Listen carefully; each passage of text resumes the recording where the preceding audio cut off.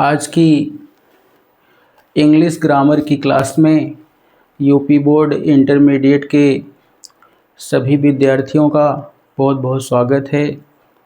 आज आपकी क्लास बहुत ही ख़ास होने वाली है, जिसमें हम आपको ट्रांसफॉर्मेशन के कुछ ऐसे रूल्स पढ़ाएंगे जो अक्सर एग्ज़ाम बोर्ड में आ ही जाते हैं।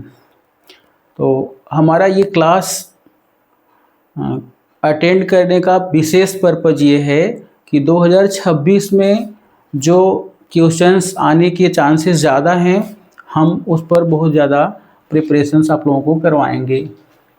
तो एक बार फिर से रंजय कोचिंग क्लासेस में आप सभी भावी परीक्षार्थियों का विशेष रूप से बहुत बहुत स्वागत है।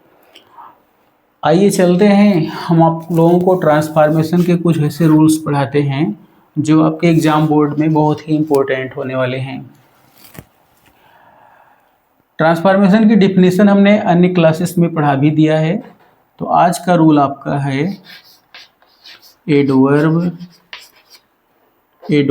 टू और इन्फिनेटिव टू।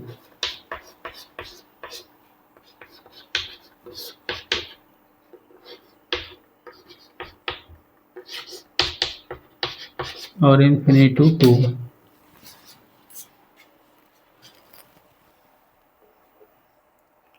को रिमूव करना,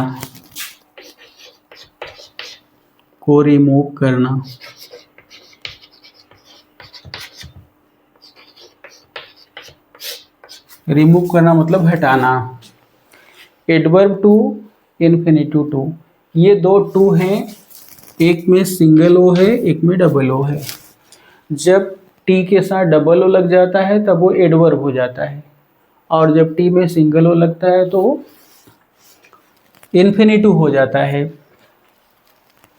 इसके कुछ एग्जाम्पल आपके बोर्ड में ऐसे दिए रहेंगे, हम लिख रहे हैं। The scene was too pathetic. The scene was too pathetic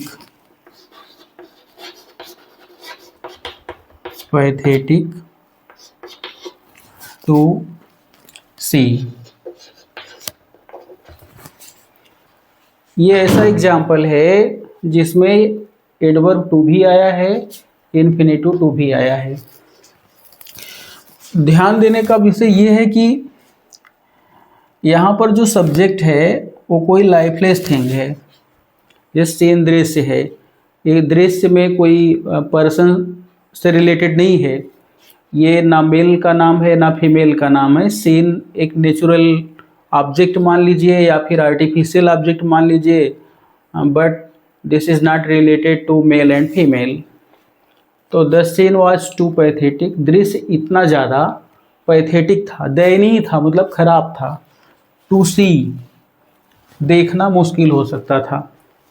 दृश्य बहुत ज़्यादा दयनीय था जिसको देखना मुश्किल था। अब आप ध्यान से समझिएगा, इसके दो पार्ट हो रहे हैं। यहाँ तक एक पार्ट हो गया और दूसरा पार्ट टू सी तक हो गया। एडजेक्टिव तक जो एक पार्ट है, आप ध्यान से देखेंगे इसमें ये पैथेटिक वर्ड आया है। पैथेटिक एडजेक्टिव है, और ये सब्जेक्ट हो गया, ये सहाय हेल्पिंग वर्ब हो गई, और ये एडवर्ब टू हो गया, इन्फिनेटिव टू हो गया, ये वर्ब है। एक सेंटेंस और देखिए, जस्ट इसी तरह से वो भी है। The mountain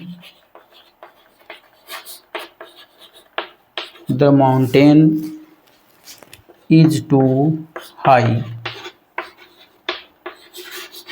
is too high to climb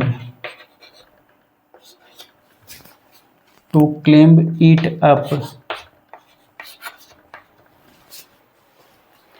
पहाड़ बहुत ज़्यादा ऊंचा है, टू क्लाइंब इट अप, इस पर चढ़ना मुश्किल है। यहाँ तक देखिए ये दूसरा पार्ट है, और यहाँ से यहाँ तक ये पहला पार्ट है। जस्ट पहले के जैसा ये भी सेंटेंस है। इसमें सीन है, इसमें माउंटेन है सब्जेक्ट, और इसमें वाज हेल्पिंग वर्ब है, इसमें इज है। ये पास्ट, पहला पास्ट का मामला है, ये प्रेजेंट का मामला है। एडवर्ब टू दोनों में है।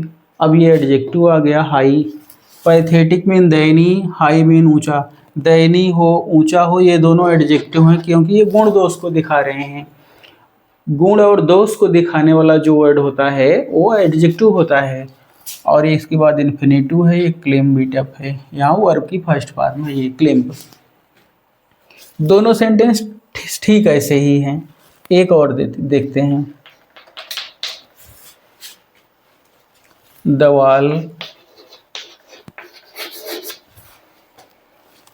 Wall is too hard. The wall is too hard to touch. दीवार बहुत ज़्यादा गर्म है, टू टच, स्पर्श करना मुश्किल है, स्पर्श नहीं किया जा सकता है। यहाँ तक पॉजिटिव अर्थ होगा, यहाँ से नेगेटिव अर्थ होगा। याद रखना ऐसे वाक्य जहाँ एडवर्ब टू और इन्फिनेटिव टू और दोनों के बीच में एडजेक्टिव आया हो। यहाँ इस टू के बीच में पैथेटिक एडजेक्टिव है, और इन दोनों के टू के बीच में हाई एडजेक्टिव है, और यहाँ दोनों टू के बीच में हार्ट एडजेक्टिव है। ये तीनों एडजेक्टिव हैं, पैथेटिक, हाई और हार्ट। सब सेम सिचुएशन के सेंटेंस दिख रहे हैं आपको। इसमें भी टू है, इसमें भी टू है, इसमें भी टू है। एडजेक्टिव के बाद भी टू है, बट इन्फिनेटिव टू है, याद रखना है। आपका ये प्रश्न बनेगा इस एडवर्ब टू में और इन्फिनेटिव टू में क्या अंतर है। पहले तो इसका ट्रांसफॉर्म करने से पहले आप दोनों टू का अंतर समझिए, अर्थ समझ लीजिए, तब इसको ट्रांसफॉर्म करने में कोई दिक्कत नहीं होगी। देखिए, जहाँ टी डबल लगता है, हमने अपने एक क्लास में इसको पढ़ाया हुआ है। टी डबल अगर एडवर्ब लगता है तो कोई कार्य ज़रूरत से ज़्यादा होने लगता है जिसकी रिक्वायरमेंट नहीं होती है। अब देखिए, the scene was too pathetic, दृश्य इतना ज़्यादा पैथेटिक था, दयनीय था, मतलब ज़रूरत से ज़्यादा दयनीय था, इतना ज़्यादा खराब था, टू सी। अब ये इन्फिनेटिव जो है ये नेगेटिव अर्थ दिखा देता है। हमेशा याद रखना है, एडवर्ब टू एक्सेस दिखाता है, ज़रूरत से ज़्यादा दिखाता है। इसमें भी टू हाई जो दिया है, the mountain is too high, पर्वत बहुत ज़्यादा ऊंचा है, मतलब जितना होना नहीं चाहिए उससे ज़्यादा ऊंचा है, तो ये अच्छाई एक तरह से बुराई में कन्वर्ट हो जाती है। The wall is too hard, दीवार बहुत ज़्यादा गर्म है। अब बहुत ज़्यादा गर्म है, कितनी गर्म है, ज़रूरत से ज़्यादा है, तो ये एडवर्ब टू जो होता है वो एक्सेस दिखाता है। यहाँ आपको हम कुछ नोट्स में क्लियर कर दे रहे हैं। इसमें आप ये जानिए कि टी डबल ओ ये एक्सेस दिखाता है। एक्सेस मीन अतिशय, अतिशय दिखाता है, ज़रूरत से ज़्यादा। और जो इन्फिनेटिव टू होता है, टी ओ इन्फिनेटिव टू है, ये इन्फिनेटिव टू नेगेटिव अर्थ शो कर रहा है इस सेंटेंस में। नेगेटिव मीन दे रहा है, नेगेटिव मीनिंग। दो बातें हुई। टू पैथेटिक, आवश्यकता से ज़्यादा दयनीय। टू हाई, जरूरत से ज़्यादा ऊंचा। टू हार्ड, जरूरत से ज़्यादा गर्म। ये तीनों एक्सेस, अतिशय हो गए। और फिर इन्फिनेटिव टू निगेटिव अर्थ देगा। निगेटिव कैसे दे रहा है, दृश्य इतना ज़्यादा करुणामयी था, इतना ज़्यादा दयनीय था कि देखा नहीं जा सकता था। अब यहाँ नेगेटिव क्या है, देखा नहीं जा सकता है। नाट नहीं है तब पर भी इसमें अर्थ छिपा हुआ है, नाट का सीक्रेट है नाट। तीनों में वही कंडीशन है। पहाड़ इतना ज़्यादा ऊंचा है, टू क्लेम इट अप, इस पर चढ़ा नहीं जा सकता है। The wall is too hard, दीवार इतनी ज़्यादा यानी बहुत ज़्यादा गर्म है, ज़रूरत से ज़्यादा गर्म है, तो टू टच, इसको स्पर्श नहीं किया जा सकता है। इसमें नेगेटिव अर्थ छिपा हुआ है। ये आपका डिफरेंट रहा। अब आप ये कहेंगे कि इन्फिनेटिव टू लगता कहाँ पर है। अभी हम इसका मेन बता दे रहे हैं, फिर थोड़े ही समय में इसको ट्रांसफॉर्म करना बताएंगे। टू वहाँ लगता है जहाँ वर्ब की फर्स्ट फॉर्म होती है। जहाँ वर्ब की फर्स्ट फॉर्म होगी वहाँ टू लगेगा। टू कहाँ लगता है? इन्फिनिटिव टू जो है वो वर्ब की फर्स्ट फॉर्म के पहले लगता है। यानी इन्फिनिटिव टू जो है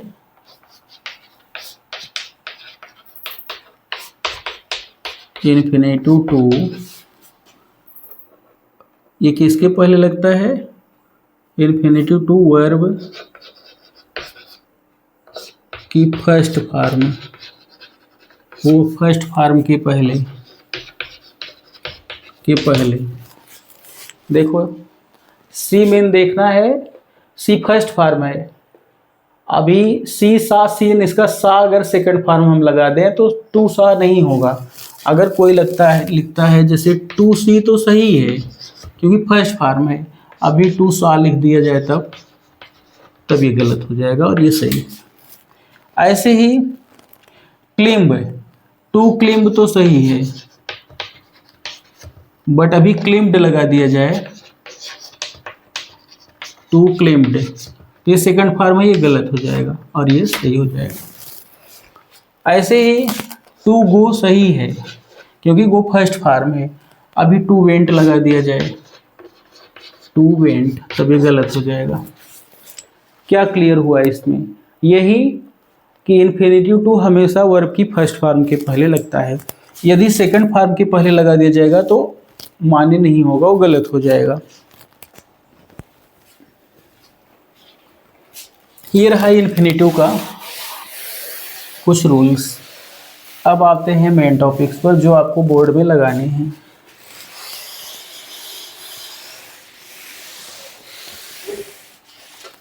बोर्ड में यही सेंटेंस आपको लगाने हैं, ये जो 3 दिए गए हैं। अब पेपर में सपोज करिए अगर इसमें से कोई सा आ जाए या नहीं आता है, इस नियम पर आ जाए, तो आप कैसे लगाएंगे इसका ट्रांसफॉर्मेशन, ये देखना है।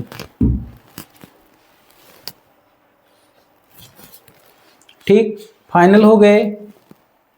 एडजेक्टिव दो टू के बीच में है। एडजेक्टिव तक पॉजिटिव अर्थ है, यहाँ तक पॉजिटिव अर्थ है, यहाँ से यहाँ तक नेगेटिव अर्थ है। फिर इसमें भी हाई तक पॉजिटिव अर्थ है, टू से नेगेटिव अर्थ हो गया है। इसमें भी यहाँ तक पॉजिटिव अर्थ है, हार्ट तक, और टू टच से नेगेटिव हो गया है। ऐसे वाक्यों में 2-2 पार्ट हैं। अब ध्यान देना ये है कि इसको हल कैसे करना है, ट्रांसफॉर्म कैसे करना है। इसके कुछ रूल्स हैं, वो रूल्स हम आपको लिख भी दे रहे हैं और हल भी कर दे रहे हैं, जिससे आपका डाउट क्लियर हो जाएगा। पहला रूल से दोनों टू को हटा देंगे, ये भी हट जाएगा और ये भी हट जाएगा। टू और टू को हटा देते हैं।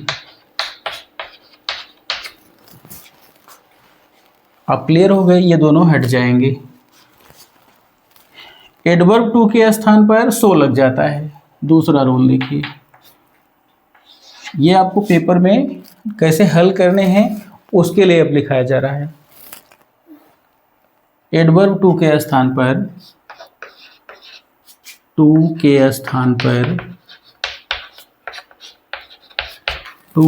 पर सो लगा देना है, सो लगा देना है।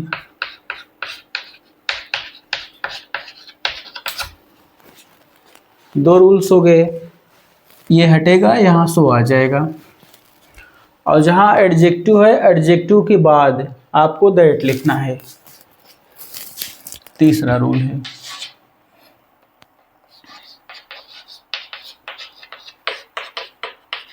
एडजेक्टिव के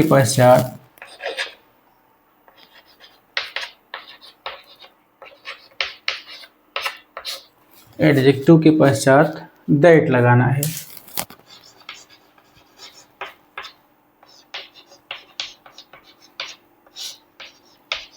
दैट लगाना है।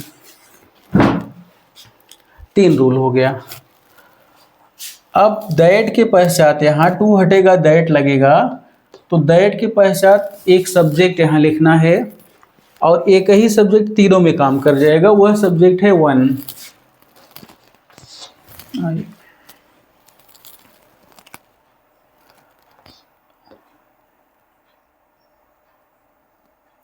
दैट के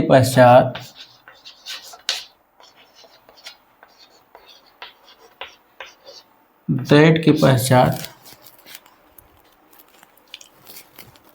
सब्जेक्ट वन, यहाँ वन लिख दे रहे हैं, वन प्लस कांट या कुड नॉट।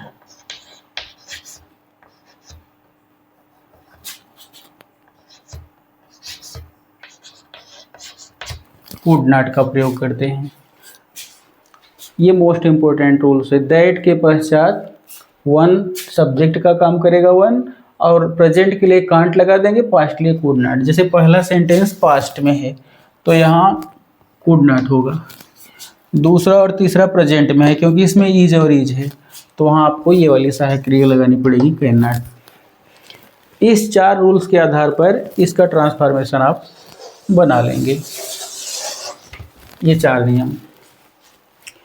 तो पहले का आपको बनाते हैं। पहला वाला आपको एक विशेष ध्यान देना है, ये नियम एक यूनिक नियम है, यह एक अद्वितीय रूल है, क्योंकि इसमें जो सब्जेक्ट है मेल फीमेल ऐसा कुछ नहीं है, कोई पर्सन नहीं है इसमें, और इसमें नेचुरल ऑब्जेक्ट है या फिर आर्टिफिशियल ऑब्जेक्ट है। जैसे सीन तो प्राकृतिक दृश्य भी हो सकता है, आर्टिफिशियल भी हो सकता है, माउंटेन ज़्यादातर नेचुरल ही हैं, और वॉल दीवार है, दीवार आर्टिफिशियल भी है, नेचुरल भी हो सकती है। तो ये सब लाइफलेस ऑब्जेक्ट हैं। अक्सर अभी जो रूल्स पढ़ाए गए थे, हमने एक दो रूल्स पढ़ाए हुए हैं जिसमें हमने यहाँ कोई लिविंग सब्जेक्ट लिखते थे, ही हो गया, सी हो गया, इट हो गया, नेम हो गया, देव दियर, ऐसे लिखे जाते थे। तो वो सब तो लिविंग सब्जेक्ट रहते थे, तो इसके अनुसार यहाँ पर एक सब्जेक्ट आ जाता था। जैसे यहाँ अगर राम रहता था तो यहाँ ही आ जाता था, यहाँ अगर राधा रहती थी तो यहाँ सी आ जाता था। अब यहाँ ऐसा कुछ है नहीं, यहाँ नेचुरल ऑब्जेक्ट है और लाइफलेस थिंग्स है, तो इसीलिए यूनिक है। आप क्या करेंगे, फर्स्ट रूल 2 और 2 को हटा देंगे। पहले में देखिए यहाँ ये 2 हट जाएगा और ये 2 हट जाएगा। सब्जेक्ट पहले आप लिखिए, द सीन वाज, यही चेंज होना है, 2 के स्थान पर सो लगा देना है। हाँ, सो आ गया। The scene was so pathetic,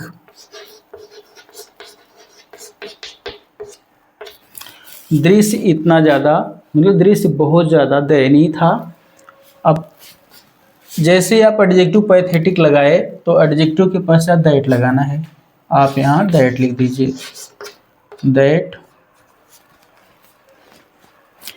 अब दैट के पश्चात क्या लिखना है, नियम क्या कर रहा है, सब्जेक्ट वन के रूप में, दैट वन। अब इन दोनों में से एक लिखना है, तो टेंस कौन सा है देखिए, वो आज पास्ट में जा रहा है, तो कैन नॉट नहीं लगाइए, कुड नॉट लगा दीजिए।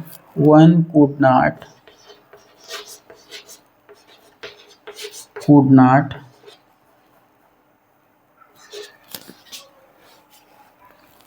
क्लिम्ब इट अप,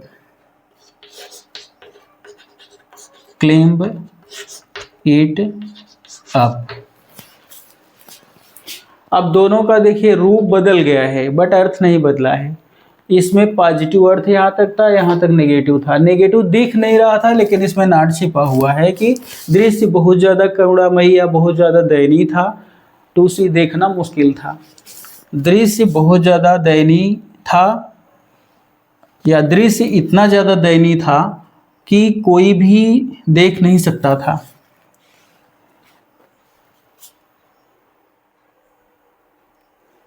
यहाँ एक पॉइंट मिस्टेक हो रहा है, यहाँ सी है, हमने दूसरा वाला लिख दिया है, तो वन कुड नॉट सी लिख दीजिए।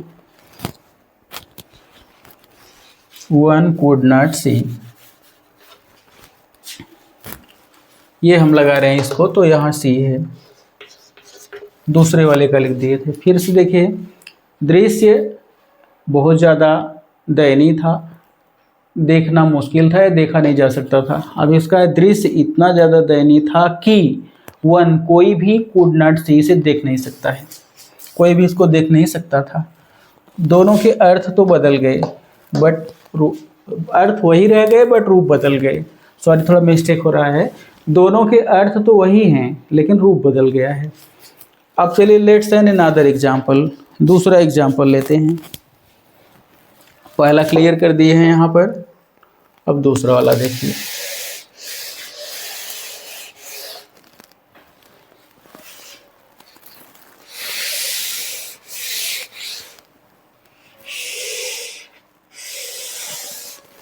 दूसरा देखिए, द माउंटेन सब्जेक्ट वही कॉपी कर ले, यहाँ लिख दे रहे हैं दूसरा वाला, द माउंटेन वही हो गया,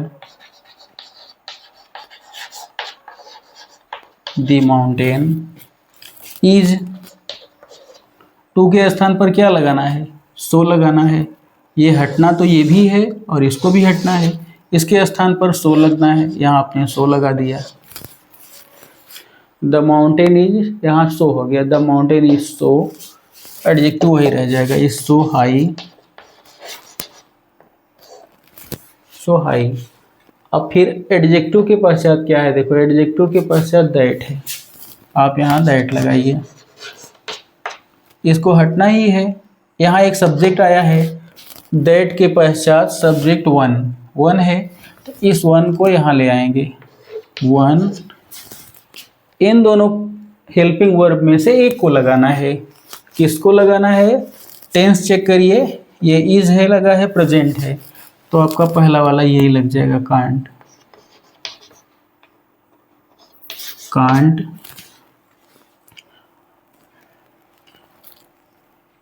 क्लिम्ब इट अप, ये वाला जो बचा है वर्ब वही, कांट क्लिम्ब इट अप, ये इसका हो गया, ध्यान दो। The mountain is so high, पर्वत इतना ज़्यादा ऊंचा है या पहाड़ इतना ज़्यादा ऊंचा है कि वन कांट क्लिम्ब इट अप, कोई इस पर चढ़ नहीं सकता है। पर्वत इतना ज़्यादा ऊंचा है कि कोई इस पर चढ़ नहीं सकता है, इसका ये ट्रांसफॉर्मेशन हो गया। अब एक और बचा है, उसे भी देखते हैं।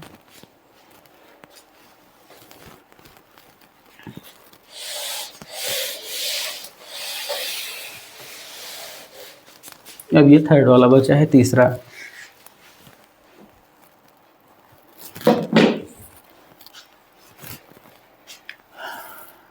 टू हटाने हैं, दोनों टू हट जाएंगे। सब्जेक्ट उतारना है, इसको उतार लीजिए, दवाल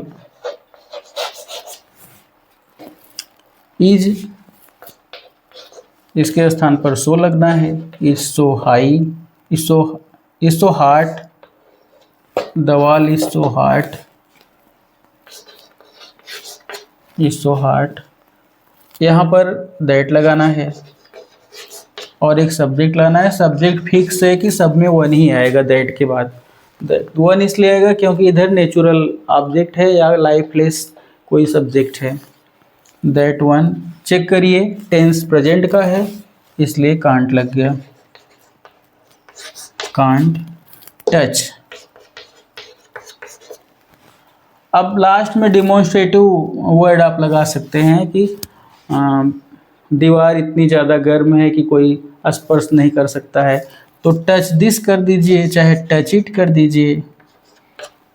टच दिस भी हो सकता है, टच इट भी हो सकता है, दिस हो सकता है, इट हो सकता है, नहीं है ये तब भी चल जाएगा, इसके बगैर भी इतना ही चल जाएगा। वो तो डिमॉन्स्ट्रेटिव वर्ड लगा सकते हैं आप, जैसे दीवार इतनी ज़्यादा गर्म है कि एक व्यक्ति या कोई भी कान टच स्पर्श नहीं कर सकता है। अब दिस माने इसे कोई स्पर्श नहीं कर सकता है, ये आप लगा भी सकते हैं, नहीं भी लगा सकते हैं। इस टच के स्थान पर ये लगा सकते हैं, सॉरी टच के बाद दिस या इट लगा सकते हैं, और अगर नहीं लगाना है तब भी सही मान लिया जाएगा। ये एक और एग्जाम्पल बताते हैं आपको, एकदम फाइनल हो जाएगा आपका।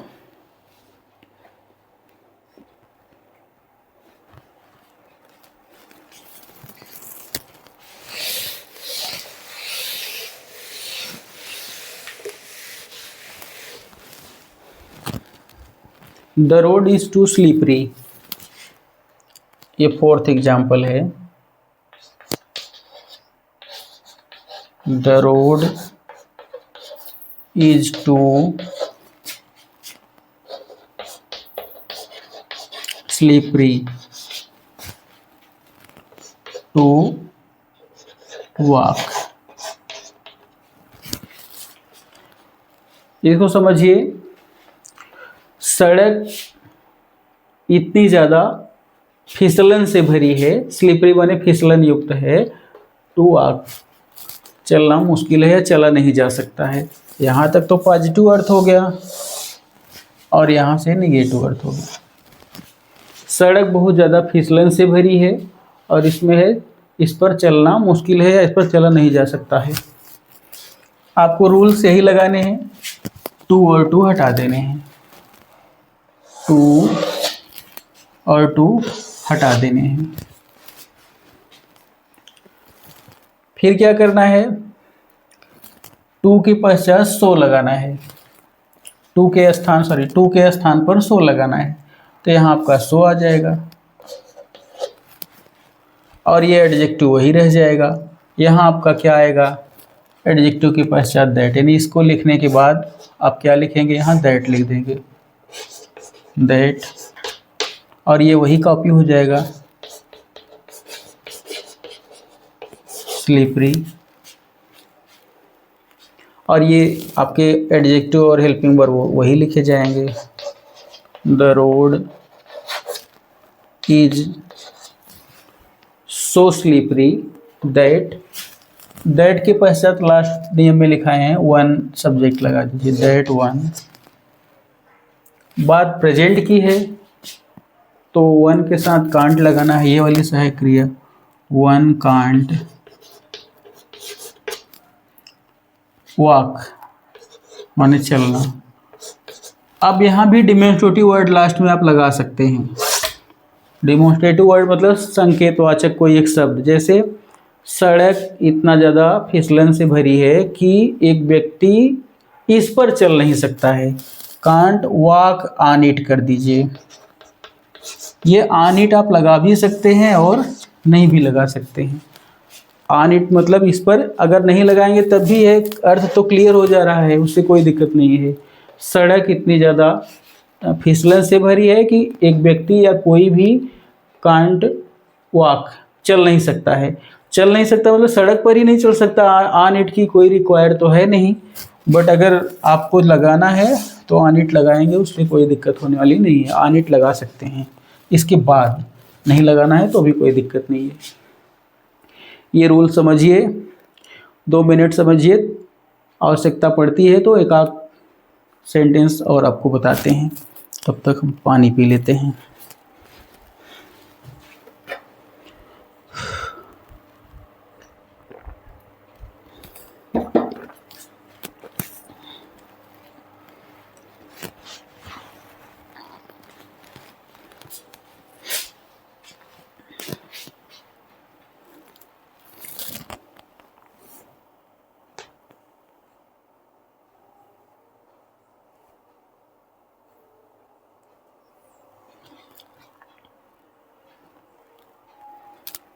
एक और एग्जाम्पल देखिए,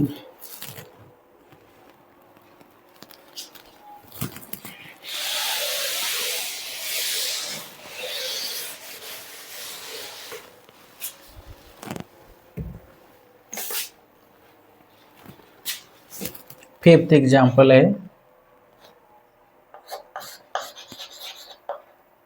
this item is too costly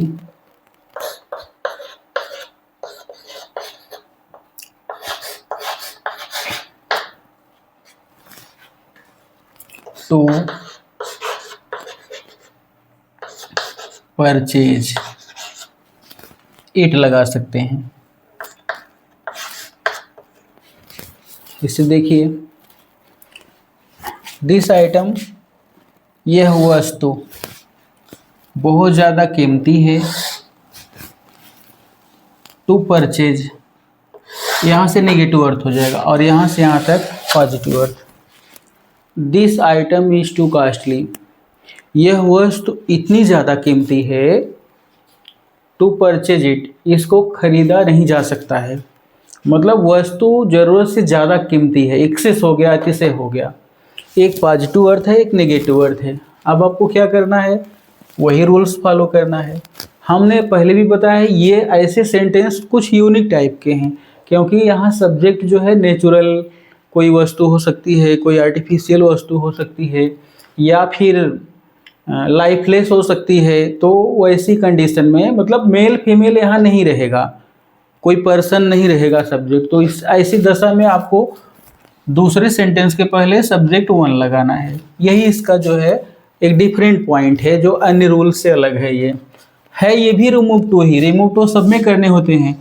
कोई भी और भी रूल इसमें पढ़ेंगे, एडवर्ब टू, इन्फिनेटिव टू, तो दोनों में रिमूव टू करने होंगे, हटाने होंगे। हटाने इसमें भी हैं, केवल यहाँ दूसरा जो सब्जेक्ट वन आ रहा है यही इसमें खास है। तो टू दोनों हटा देंगे। दूसरा नियम है टू के पश्चात सो लगा देना है। टू के पश्चात क्या, टू के स्थान पर सो लगा देना है। तो ये दोनों कॉपी हो जाएंगे। दिस आइटम इज, यहाँ सो लगा दीजिए, इज सो कॉस्टली,